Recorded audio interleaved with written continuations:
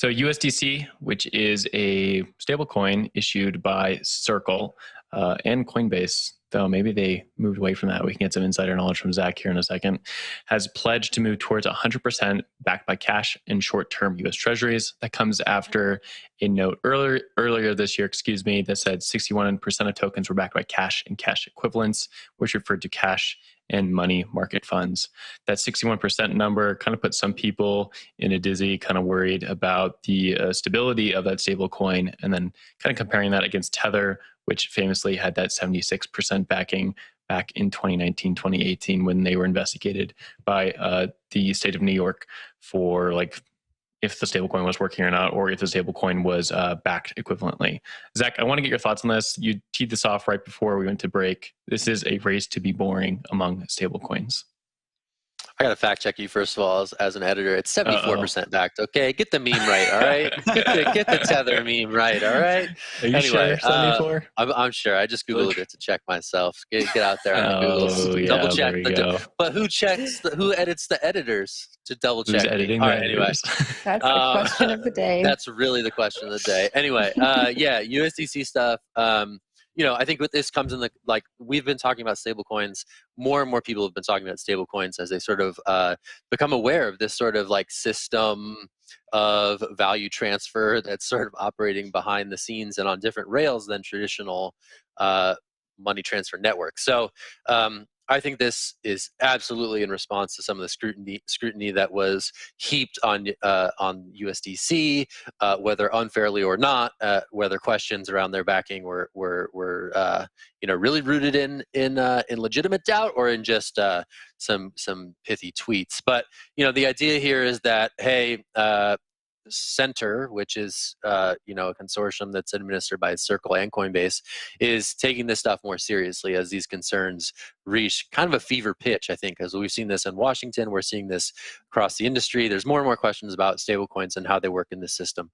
So the fact that they're trying to shift toward a more conservative approach and making sure that what is backing these things is as close to a $1 to 1 USDC ratio as possible sort of suggests that the conversation around stablecoins has matured to the point where these big time issuers need to take this stuff seriously to head off any FUD that may be thrown their way down the road. So I think it's interesting that they're responding in this way, that they've gone out of their way to say, hey, we want this to be dollar backed as much as we possibly can make it dollar backed and none of this other stuff. Interesting to see them come out loudly today and make these announcements. But yeah, that's just my initial thought. Yeah, I think it's a approach to take when you're trying to go public and there's regulatory crackdown in the US, right? I definitely think that's part of this in terms of, talking about all the different applications of USDC as well. I think, shifting the focus from what it's backed by to all the ways that businesses, companies, protocols, other people can use it and show their value add to the whole ecosystem is really kind of, what also pumps that public offering a little bit higher. So that's kind of my read on this one. It'll be interesting to see how other stablecoins, if they start to kind of take shots at each other based on these backings, because what this really does is it makes it easy for regulators and even the public to understand what this coin is, and then, okay, how do we use it, as opposed to wait, what's actually, propping this thing up? But Naomi, I'll toss this to you. Yeah, I just think it's kind of funny because Circle has announced its desire to become a full reserve national commercial bank. They're operating under the supervision of the Federal Reserve, the Treasury, Office of the Comptroller of the Currency, Federal Deposit Insurance Corp.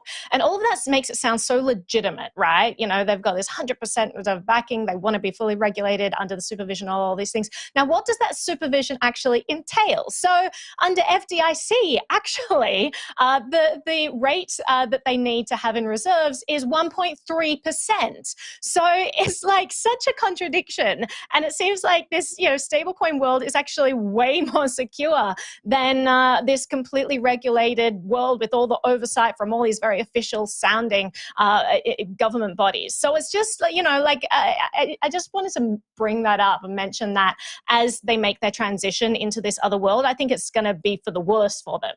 And it would actually say that, you know, all of these stablecoin issuers that start to comply with all of this like official guidelines, it actually ends up not helping out consumers. It actually is to their detriment by all of the minimums that are required by things like FDIC insurance.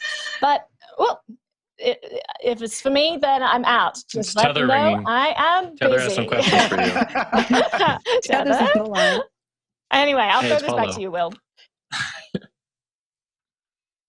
That's all I have on the topic. Actually, one more thought. I think this kind of brings me back to thinking about decentralized stablecoins and the promise of those. So DAI is obviously like the market leader, and they're backed. A huge percentage of that backing is by USDC and other stablecoins, which are officially backed. And so you're just like further down the line, you see like there's more stablecoins backing stablecoins. It's like turtles all the way down.